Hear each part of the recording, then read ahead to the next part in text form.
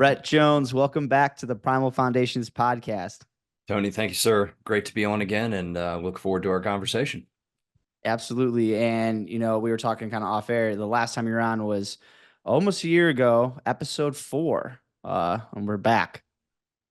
Seems impossible, but time keeps going faster. It always goes up. It never goes down. Indeed. Today, one of the big concepts I want to talk about is minimalist training. I know you're a fan of it. What are the core principles of minimalist training, and how is it different than your traditional, body splits? Can you kind of talk about that a little bit? Absolutely. And I've been reflecting on this a little bit. I was just at the Perform Better in Chicago talking about my last 22 years of traveling and teaching kettlebell training and using kettlebells. And I've been following my iron cardio protocol for the last 4 years. What was the last program you followed for 4 years? Right? Everybody in the room is just like, I never. So yeah, I've been doing the same thing for 4 years. Now within that same thing, I'll finish a workout and have to go back 6 months to find the last time I repeated that exact workout. So yes, I'm doing a small number of things. I clean, I press, I squat, I snatch, and I swing. I do some get-ups. Does that sound like anything we've heard of before? Maybe this SFG one. So I have those 6 essential skills that I've got plugged in there, and that's the nucleus of my training. And so within that limited number of exercises, and really endless variation. So minimalist training is all about you have to accept the fact that carryover is real, that you don't need to do everything, and that you can do a limited number of things and get good at other things. We've talked about it a long time in the StrongFirst universe, the what the heck effect. I did swings and get-ups for 6 months and I PR'd my pull-ups. I haven't been training pull-ups. I got my one-arm push-up and I PR'd my kettlebell military press. Just these carryover things that working on something else. I mean, we have people that Debbie Hayes's article that's going to come out this week, like the single leg deadlift was a big deal for her in keeping her military press.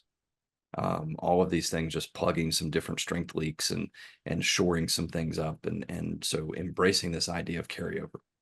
And I think that's one of the things that when I work with people, and you probably had the same experience, they're trying to do everything, right? They want to check all the boxes. Well, if I can check one box and get 4, I'm going to do the one thing. I'm not going to try to do the other 3 or 4 things that were on that list. And that to me is kind of at the heart of minimalist training. It is the minimum effective dose. It's doing the essentials and allowing for carryover to take place. Now, with people who want to do, these pull push, I'm doing a push pull day. I'm doing legs today. I'm doing my deadlifting today, and incorporating those specific movements, in the programming and having this, 7 or 6 day a week training. Do you feel that people is that a positive? Is that a better than the minimal, or this minimalist training where you're only doing so much in a very little amount of time? Well, I mean, let me preface, let me throw a caveat in before I give my answer. Bodybuilders and a variety of people have trained in a body part split fashion for a long time. And if you want to be a bodybuilder, if you have a very aesthetic goal and you want to be a bodybuilder, there's a way to train for that. Now, I think there's other ways to train for that, but their body part splits, come from kind of that sort of physique-based training world, in my opinion. So that's my caveat. I don't even know how to think in a body part split. It's been so long since I've programmed myself or anybody else in any sort of body part split fashion. I'll create AB days, ABC days where we'll shift focus. And that could be an iron cardio day followed by a swing day, and just kind of AB sort of situation. So I think that for 99% of the trainees out there, you don't need to split it up. Full body training works. Like I said, I don't even think body parts, right? I haven't done a bicep curl, tricep extension. I haven't isolated anything in a long time, and I'm doing okay. So it's one of those things that, and I think that's where people get confused, and people also wait for the perfect routine, right? I'm going to do X, Y, and Z, or I'm waiting for to put this together. And an old military saying that an imperfect plan executed well will beat the perfect plan that's never executed, because your plan is going to change and adapt anyway. So there is no perfect plan, and so yeah. With minimalist training, and this is kind of the quote you've had, minimalist training checks all the boxes until it doesn't. Yes. So where do we come to incorporating your new project, Mind the Gap? Absolutely. So what I started to realize, and like I said, I've been doing iron cardio for 4 years now, since I started my training again after cancer treatment. And what I started to realize was I needed a little bit of single leg work. I needed just a little bit of work on shoulder stability to keep things short up there. I needed a movement base that would allow me to do a very minimal routine. And so, when I say I only do the essential six with a pretty heavy focus on only three of those, I'm also doing a ground-based warm-up that takes me through a lot of different postures and positions and stretches and mobility drills. I'm always keeping my ankles, hips, and T-spine open. And so Mind the Gap is that, what do you need to, what's the spices and the little things that you need to sprinkle in order to keep the system balanced out. I do a lot of symmetrical stance stuff. So having single leg work in there is really important to make sure I'm getting that 50-50 push and I'm not becoming a 70-30 symmetrical stance. And so, yeah, but how do you identify those movement gaps, stability gaps, or strength gaps that could influence your training? And that's the whole idea behind Mind the Gap is, and then how do you make it efficient? Because now we just opened up that can of worms again. Right now, I'm not being minimalist. I've got these 15 things that I need to do. Well, hang on. The ground-based warm-up I do is less than 5 minutes. I'll spend 3 minutes on a foam roller. Like if the first 15 to 30 minutes of your training session is foam roller, you need to reevaluate your relationship with that tool. It can be a very quick piece of the puzzle. The ground-based movement, keeping ankles, hips, and T-spine open, super important. Having some things in there like arm bars, bent arm bars, single leg deadlift, airborne lunge. These are things that take another 5 to 10 minutes. Then I'm into my get-ups and hitting everything that I want to do. So it doesn't have to become all-consuming, but a little bit of preamble to the session to make sure you've checked those boxes. And I refer to it in the product as, what's your canary in the coal mine. So you can probably sit here and think, Tony, that there's something that seems to come back, right? You take a little break from training, you have maybe it's an ankle mobility, maybe it's T-spine, maybe it is single leg strength. There's something that tends to come back when you have a pause in your training or a very stressful time. And that's your canary in the coal mine. I sit a lot, so hip mobility is kind of my canary in the coal mine. When I get tight in the anterior chain, and I just know that's going to cause problems for me. So that's constantly something that I'm keeping an eye on. I really like incorporating a lot of this stuff in the beginning, and I got Mind the Gap and I started messing around with it. I've banged up shoulders, banged up hips, and I coach a lot of youth athletes as well. And the big things that I started doing is incorporating those movements in their warm-ups. And specifically, I love the when we're talking about the single leg work, the single leg lunge with the row with the kettlebell, just with all that stability on the leg and just the demand that you're putting on them. And it's not a big load. It's, a 12 kilo kettlebell, even sometimes a little bit less, depending on who they are. That has like changed the game for our kiddos, and especially bottoms up pressing, right? That is a kryptonite for a lot of people. Like, oh, I'm so super strong, I could press or whatever. Okay, turn that sucker upside down, and then we're gonna see really, yeah, real quick.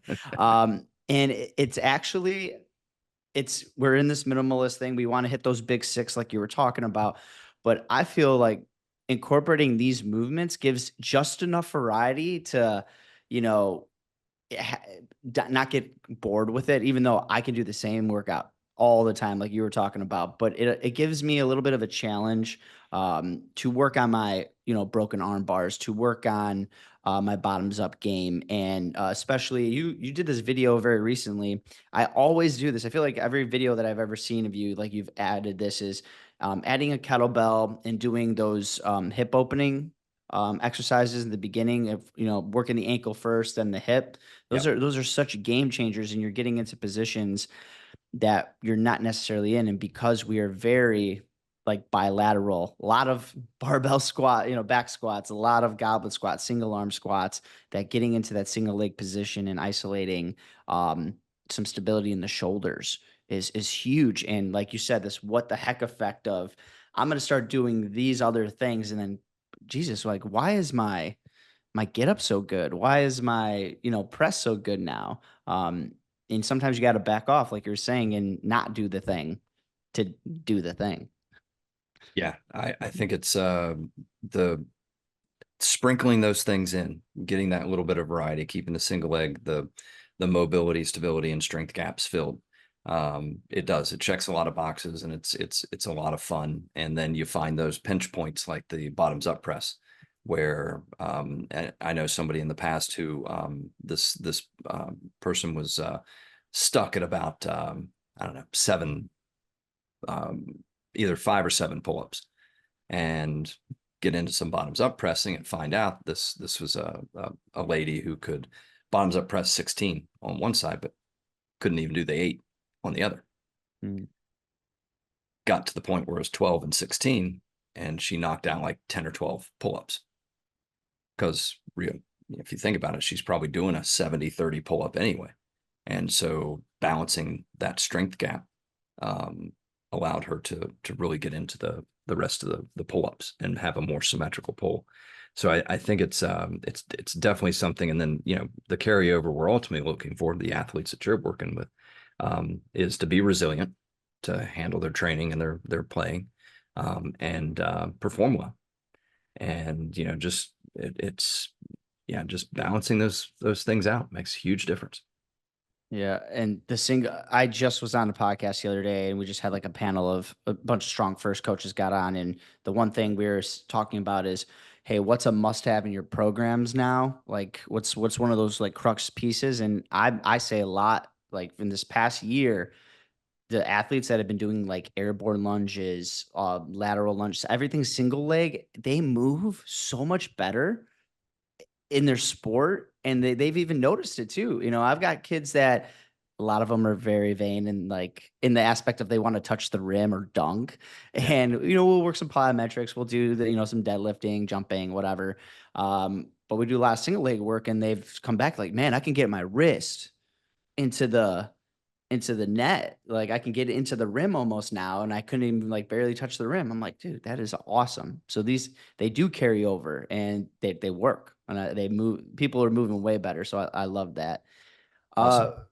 Going into, or before we get into talking about like some training methodologies and programming, I want to define these two terms to Mhm. help the listeners kind of follow along, of intensity and effort.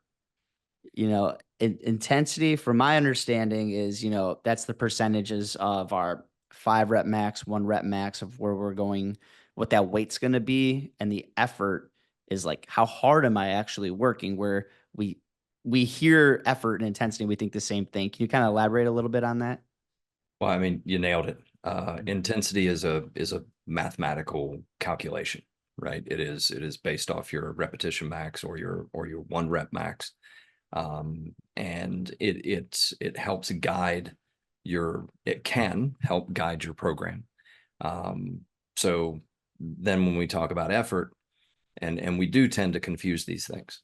We think intensity and we start thinking of, the turned around baseball cap from, Over the Top. And Great, we great think, movie. oh, super movie. We think about, people that are yelling and screaming and banging their head on the bar, or, going to failure as a marker of intensity.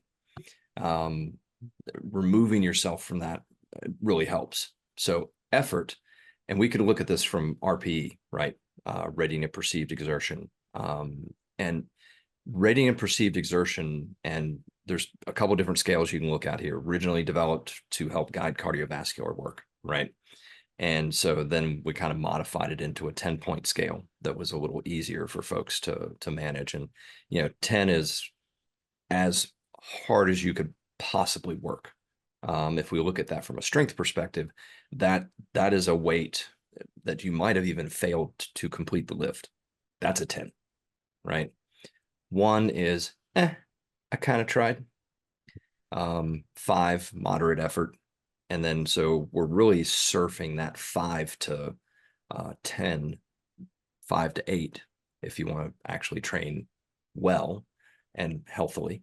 We're surfing that 5 to 8 continuum. Another way to look at RP is when I'm doing a session, and let's say I'm doing a weight ladder. Did one the other day, double 32, 36, and 40. 36 and 40 are single bells, but do a set with a double 32, do a set each arm with the 36, do a set each arm with the 40. There's lots of rest in there. It's not as continuous as it sounds. And I know I'm having a great day when that 36 feels like a 32. That's a drop in RPE, right? My rating and perceived exertion at that load has dropped. And when the 40 feels like a 38, it's a good pressing day. Now there's days where the 36 absolutely feels like a 36 and the 40 absolutely feels like a 40. It's not where we can look at intensity as a set mathematical formula. Effort and RPE is an ongoing conversation. As we're progressing, you're going to get things that drop in RPE. You might initially get into a workout with, let's say, the 24 kilo, and it's an 8. Like it's an effort to get through it. Quality is still there. You're not having a change in rep speed or tempo. You're good. Things have gotten better when that RPE is a 6. You're like, that was easier. Like I could get through that, and I think I'm ready for more. So mathematical formula, ongoing conversation.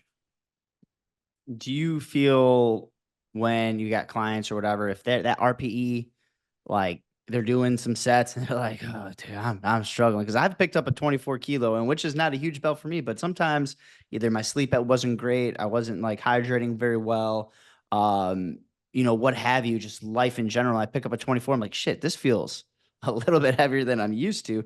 Do you ever?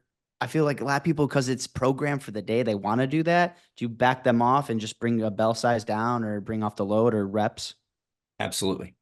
Some combination of the above. And one of the biggest things that I try to get my students doing is understanding that anything I ask them to do is a suggestion or a guideline. It's not a rule. Nothing you have to do. My job is to set up the guardrails and let you ping around in the guardrails. Set up something that's safe, and then bing, bing, bing, bing, you can ping around within those guardrails and do what works for the day. The way I look at training right now is consistency, density, intensity. So if I can get you consistent and I can increase the workload we're accomplishing in a given time, intensity will take care of itself. We'll get to intensity. But people try to start with intensity, and that's a problem because you'll usually overload the tissues too much, so your load management goes off. And that's, honestly, if I were to ballpark, the biggest problem in people's training is too much too soon. That's just bad load management. The other question I was asking folks at the Perform Better in Chicago was how many of you are constantly trying to figure out how to recover from your training, or constantly tweaked or feeling like you're inflamed, or whatever the case may be. A bunch of hands went up. I'm like, okay, here it is. You're doing too much. But start there. Forgetting Sarah Marshall. This, but less, right?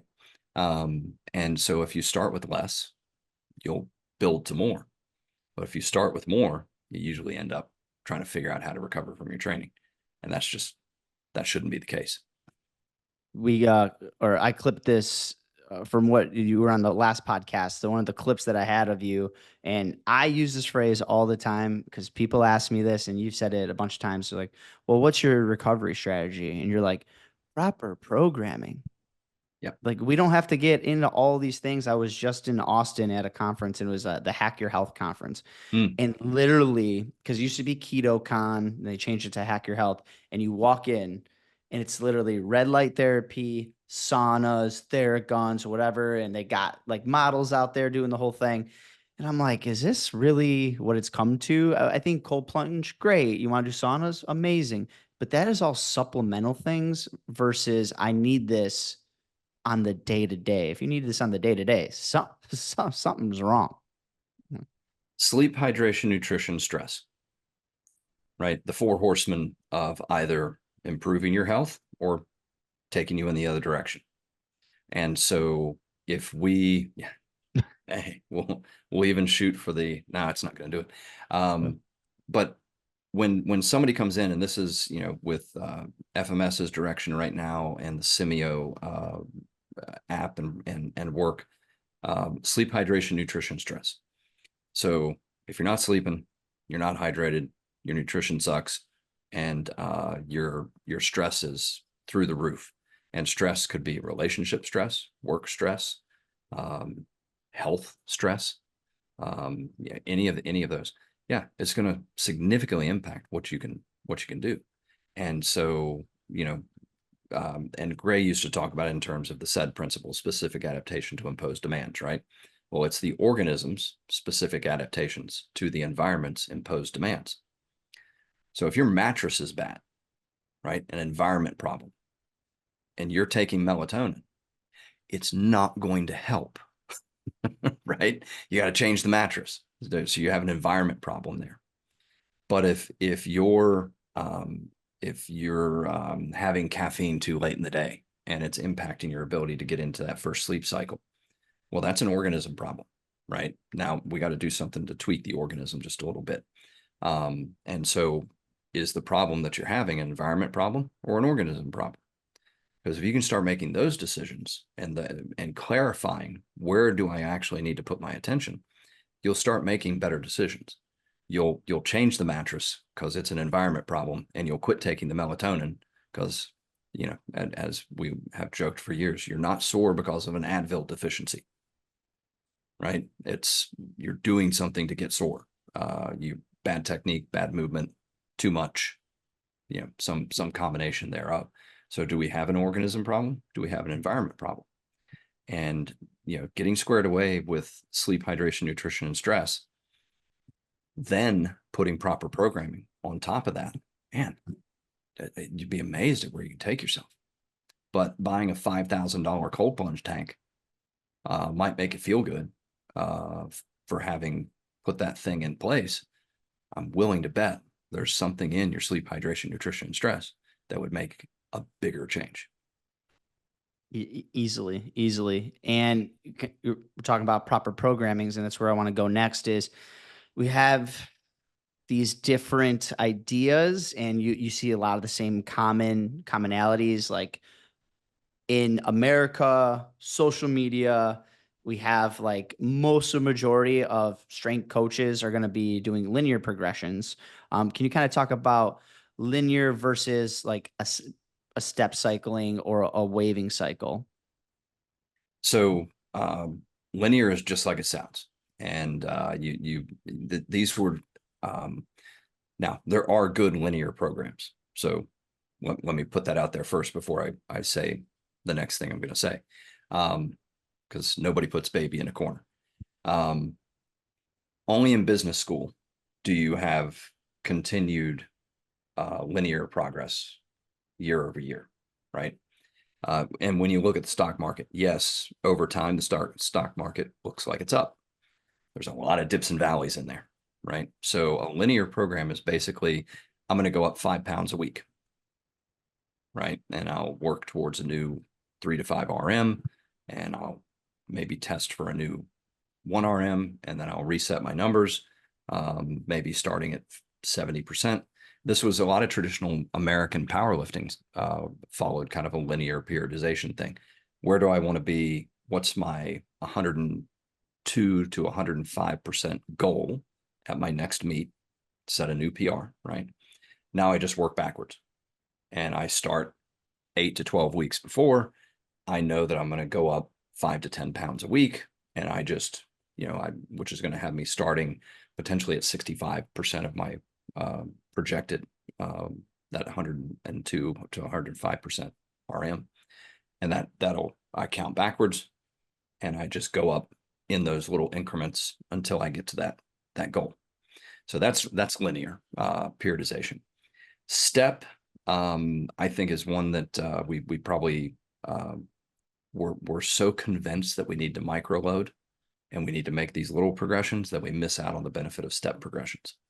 So step progressions, the easiest way I can describe it is the old kettlebell set.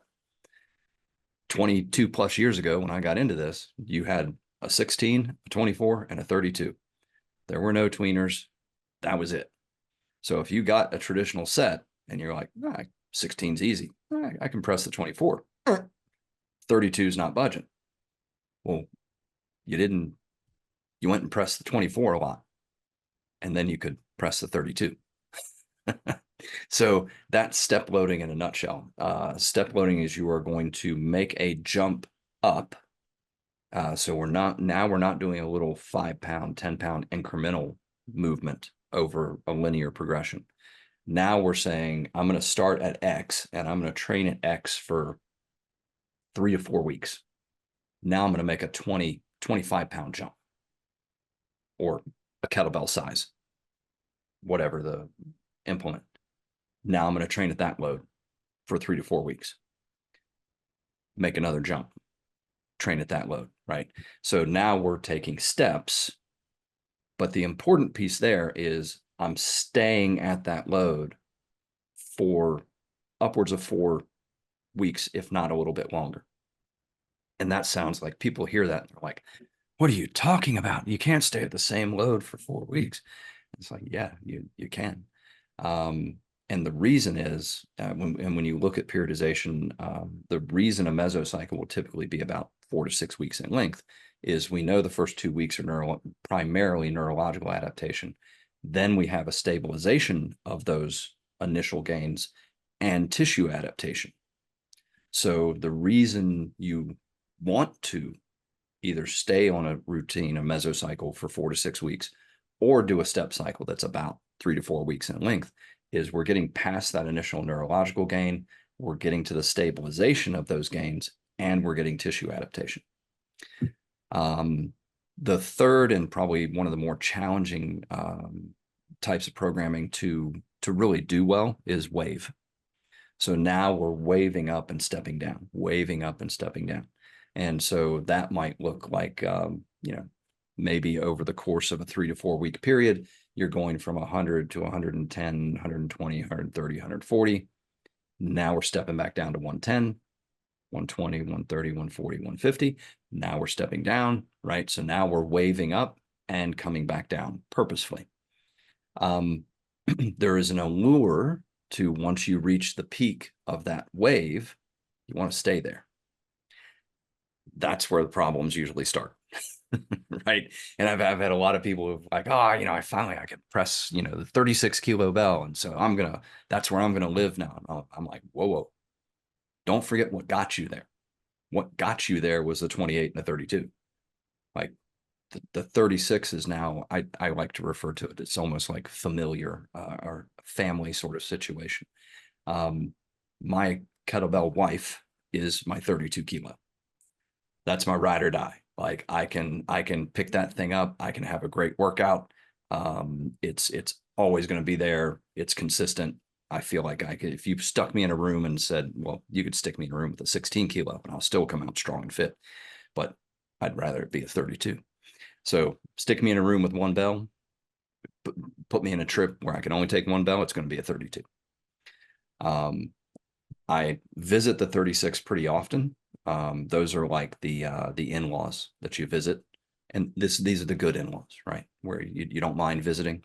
And you do that pretty often. I lived down my first marriage, I lived down the street from my in-laws. It was a frequent visit.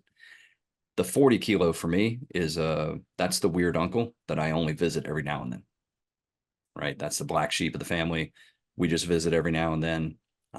That is more of how I demonstrate my progress, not how I build my progress.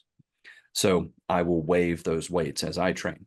So essentially linear, just like it sounds. Step, just like it sounds. Wave, build it, step back before you fall down, and work your progression that way.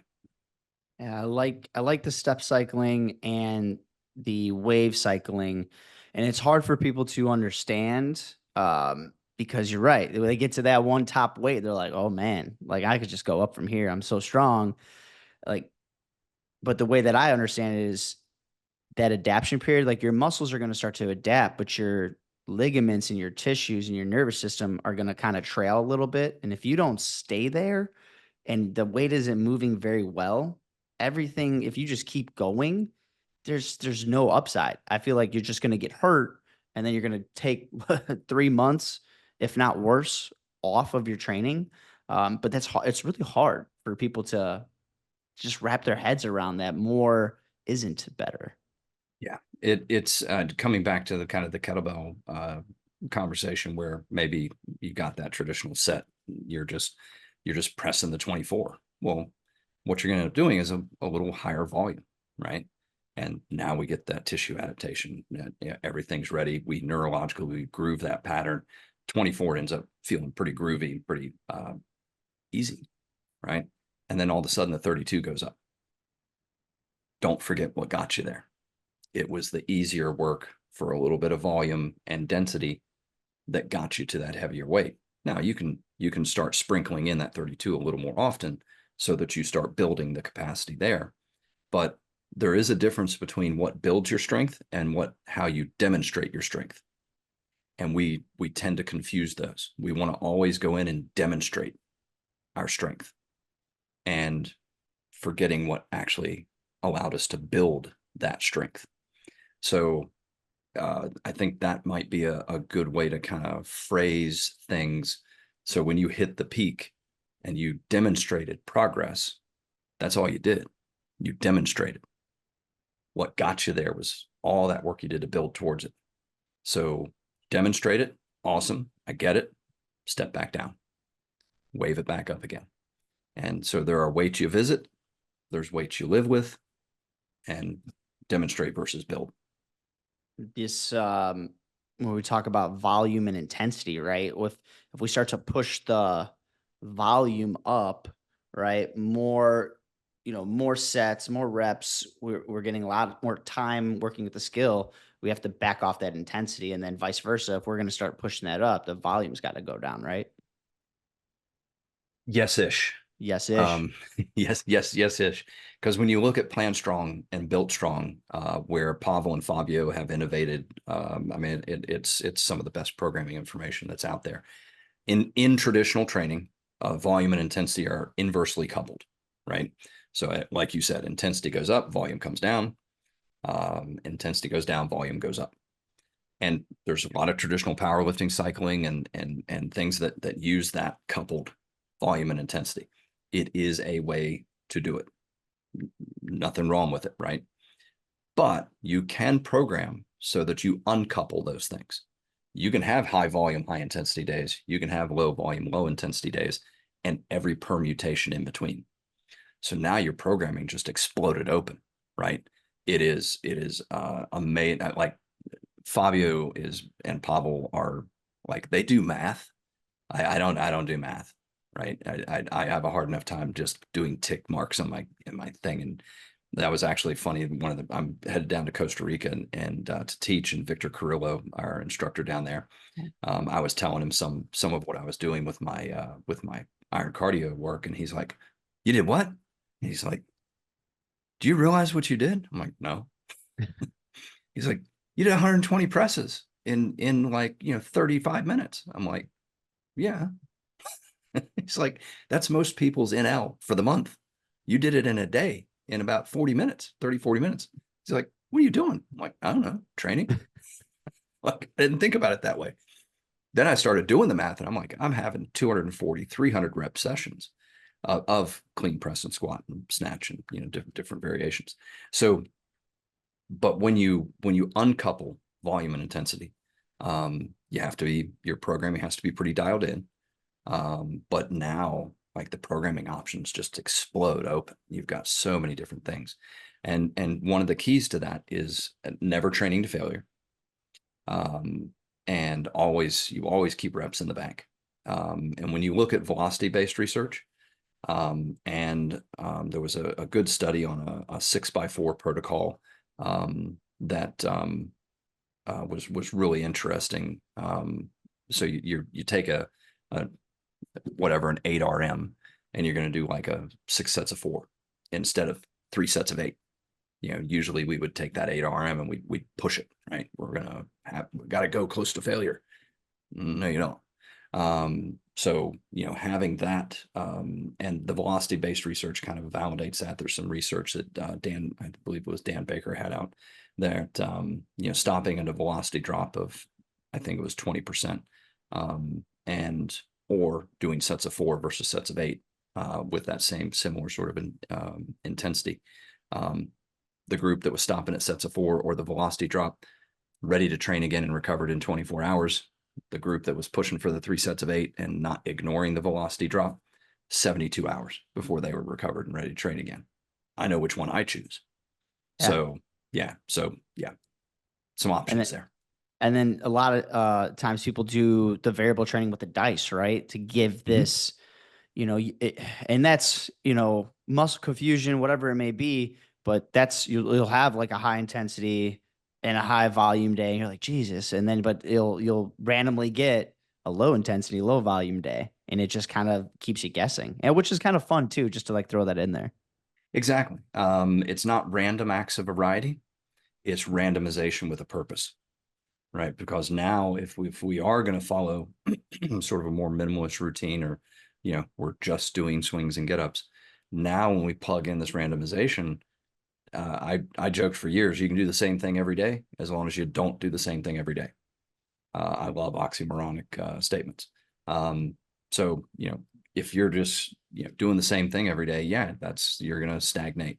But now if we create this randomization and this variability within that standard thing, the programming options not only open up, but progress is, I don't want to say ensured, but yeah, I'll say ensured.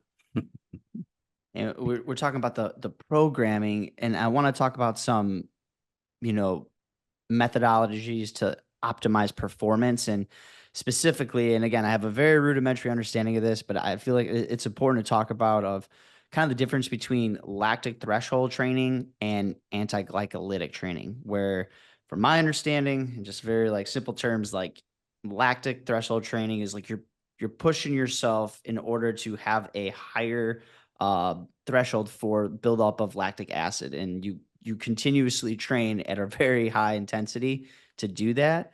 Whereas anti-glycolytic is we're not producing as much, or we're and it is not as fast. What are the kind of the differences of that, and like how does that help you in your training? Like what do you choose?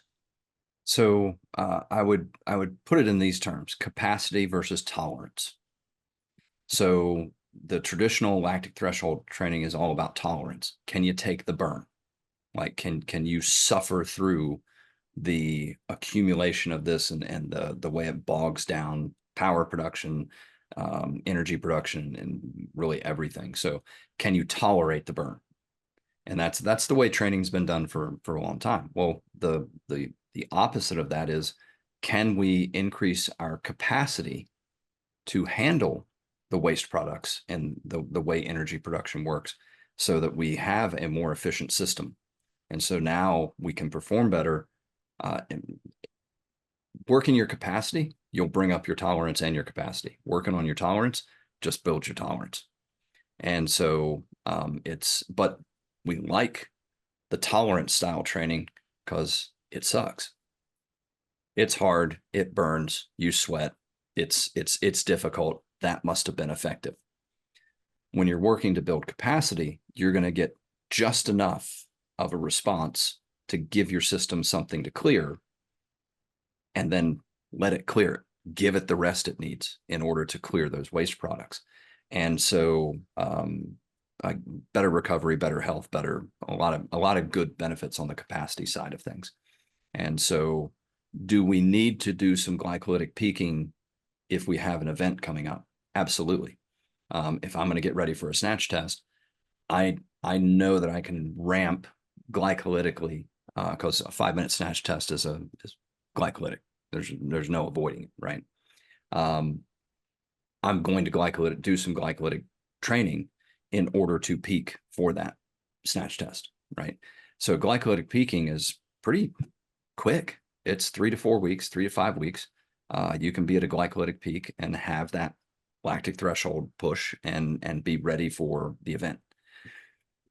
But to train like that for an extended period of time, it's just too high of a cost on the body. Uh, you mentioned something too of we train at those high intensities because it sucks, and you're right. What is the cost? I I go to a box gym that's like it's pretty CrossFitty. Just the community's great. Everybody's Mhm. awesome there, and just to have people to train with. But most of the people want to at the end of their workout want to be on the floor. They want to be on the floor, and I'm just like giving high fives. Hey, good job, good job. It's a little bit. You have to kind of take an ego check, and you you can't take the prescribed workout to heart because like if you need to punch the clock and you're not making the time, like stop punching the clock, like take some rest. But it's such a hard thing for people to get around because they'll do this anti-glycolytic work and feel great. And I just had my friend Nathan on the podcast, and he has the best saying. I think he stole it from somebody, but he talks about how he goes, when I leave my training sessions, if I get cornered in an alley and I need to get into a fist fight, I can do it. He's like, if I walk out and I get cornered in an alley, and he goes, there ain't no way I'm gonna fight my way out of this. He goes, I train too hard. Yeah, there's I think it was Earl Lederman, a old time strongman, who said at the finish of your training, you should feel ready to battle for the kingdom, not like the war was lost. Well, that's a good one too. Yeah, same idea, same vein of thought there. Mhm. And it comes back a little bit to that build versus demonstrate sort of concept. If every workout is you demonstrating how far you can push, that's not building, that's demonstrating. Mm. So, separate your training. Are there times where we want to demonstrate where we are? Absolutely. That's not every session, right? There are sessions we're going to do to build, have a demonstration, go back to building, and have a demonstration. So, you need, realistically, there are times where you need that push. That push and that demonstration of where you are can be very helpful with your training. But we only want to do it periodically. We want to have more building workouts than demonstration workouts. Let's take that to your iron cardio because Mhm. like for most of the listeners, the iron cardio is a single arm clean, a press, a squat with some add-ons of push-ups, snatches, pull-ups. But can you talk about how should you be progressing that? Like, is there a threshold of like how many sets or reps you should be doing within this iron cardio? So my general metric is if you can double the time in sets. So let's say you set a clock for 20 minutes and you can do more than 40 sets. You probably need a more challenging variation or a heavier load. Like you need to impose something into that workout or session that has you wanting to rest more between sets. So with double bells, I think it's a set about every 45 seconds. If you can do greater than that, probably need a more challenging variation or a heavier load. So that metric seems to have worked out pretty well over the last little bit here. And rest is the most abused training variable. We just don't want to rest. When you look at elite sprinters, Derek Toshner, who was an NCAA champ and has competed at very high levels, they would run a sprint one about every 15 minutes. Wow. That is how they built the capacity to demonstrate their speed when they raced.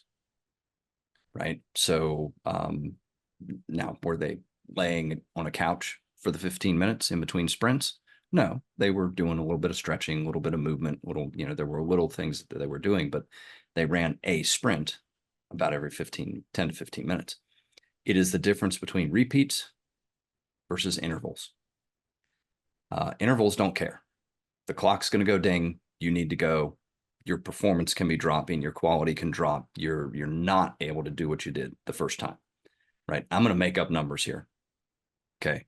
So let's say we're doing 200-meter intervals and we set up, and again, making up numbers here. We set up a 40-second interval where every 40, you're going to run a 240 seconds and you're going to rest 40 seconds. You're going to do that again. That's your interval. Well, you might make the 200 meters for the first 2 to 3 times. By the time you get to the 4th or 5th interval, you're probably only going to cover about 150 meters by the time that 40 seconds is up. Your performance is dropping. You are training yourself to get slower. You're not helping yourself, right? But the clock doesn't care. Clock's going to go ding. You need to go. This is intense. This sucks. It burns. This is great. No, it's not. You're training yourself to be slower. You're training yourself to have lower quality. It's not the way you want to do it. Repeats mean you can cover that same 200 meters at the same pace every time. And as soon as you are not able to repeat that effort, the session is done. In fact, I would say when you think you can't repeat that time and effort in the next interval, the next repeat, you're done. Don't wait for the performance to drop. Most of us need to We're gonna take we're gonna take a shot at it, right? Right. And then like, oh yeah, I should have stopped at the one before. So yeah, I think if people thought more about repeating the effort, and that's really what I'm doing in iron cardio. I want that clean to be crisp. I want that press to feel the same speed, same strength. I want that squat to feel good. If I'm throwing a snatch in, I want that snatch to just be powerful to the top. If I get my pace too fast, I start losing quality. Clean is just a little bit off. That press slows down a little. All of those things start to happen. If we kept that quality and that concept of repeating, not intervaling, but repeating the same quality, strength, power, effort, training would be different. And you're saying when should people start to look to make a jump? Like how long? Because your sessions, like they're timed, right? You start it at a certain time, and then you get to another time, and then you change it. So when should we be making jumps of bell sizes? Is it by the time, or is it just kind of how we're feeling? So a little bit of both. So from my personal training, I tend to do more, I call it work constrained. So I've been focused right now on like 40 set sessions. I've experimented, like I think 50 and 60 that's a big effort. That's going to take a little more time to recover from. I think 20 to 30 is a good kind of lower effort or maintenance sort of effort. 40 sets might be the ideal number. That's what I'm saying today. I might say something different next year. But and then how long does it take me to get those 40 sets done? So I define the number of sets I'm going to do. The time is variable, and that varies on Mm, the weight and or the the load that I'm using, the variation of iron cardio that I'm doing, other factors like that. But I still use that if I can double the time in sets. So for that 40 sets, if I'm sub 20 minutes, it's too easy. I need a more challenging variation. So I think that metric still holds. gotcha. And so you're doing 20 on the left, 20 on the right, and if you're getting right to that 40 minutes, you're in the sweet spot. Uh, Sweet spot to just a little too much, a little Mm, too fast. And again, I want to build to the point where I can demonstrate that sub 40 sets in sub 20 minutes, and then know that it's time to change what I'm doing a little bit. And there's nothing wrong with some days just having uh, Jeff Martone used to call it a killa workout. Keep it light and happy. So I love oxymoronic things. So I love the idea that killa means keep it light and happy. yeah, I thought Um, you were gonna say like, oh, go full clip. exactly. No, keep it light and happy. So there's days where that light and happy session is exactly what you want to do. Um, so yeah. Awesome. Yeah, I love the iron cardio. I try to incorporate it. I feel like I move very well with it, and it's just another thing tool of training. Do I use barbells? Absolutely. But I just feel like I can move a little bit better and feel really good after my sessions. Wh- what's coming up next for you? I know you just we're doing some perform better conferences. Anything else coming up? Either seminars or projects? Oh gosh, I'm traveling and teaching basically every other weekend through September. Oh, So um, I got a lot of SFG ones and an SFG two coming up. Some workshops. I have started doing some iron cardio workshops. So before the SFG two in Denver, I've got an iron cardio workshop coming up that day before. Yeah, it's a lot coming up. I can't get to the point where I can get the next project ready because I've got too much going on at the moment. And so, yeah, it's so very busy.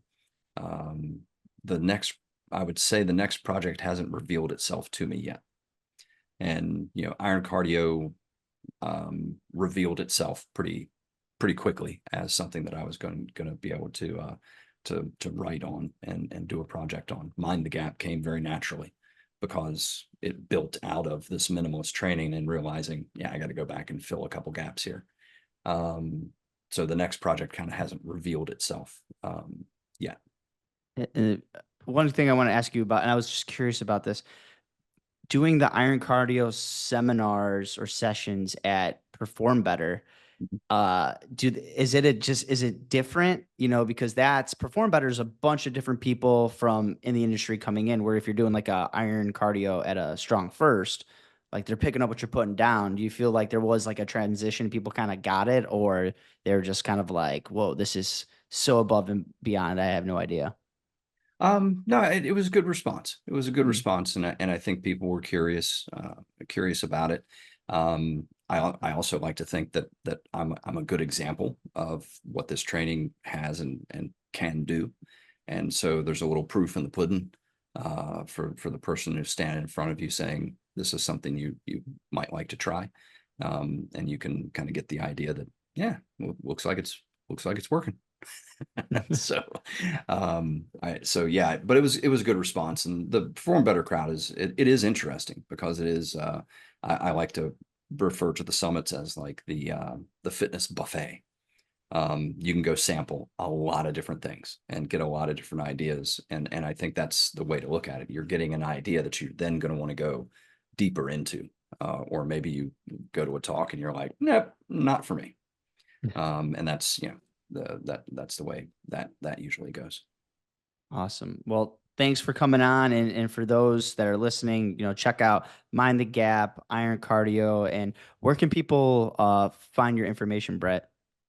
So Instagram is probably one of the better ways. So Brett Jones SFG on Instagram, my website appliedstrength.com, StrongFirst, doing more social media and things through functionalmovement.com.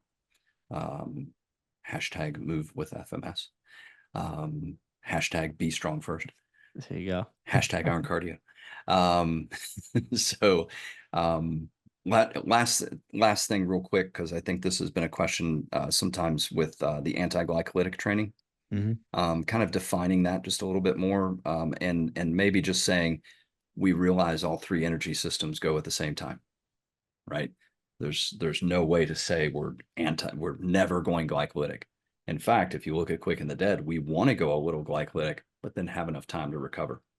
So digging into the anti-glycolytic mindset just a little bit further, maybe a future podcast. There we go. Part number 3. Exactly. Thanks again for coming on, and thank you for everybody listening to the Primal Foundations podcast.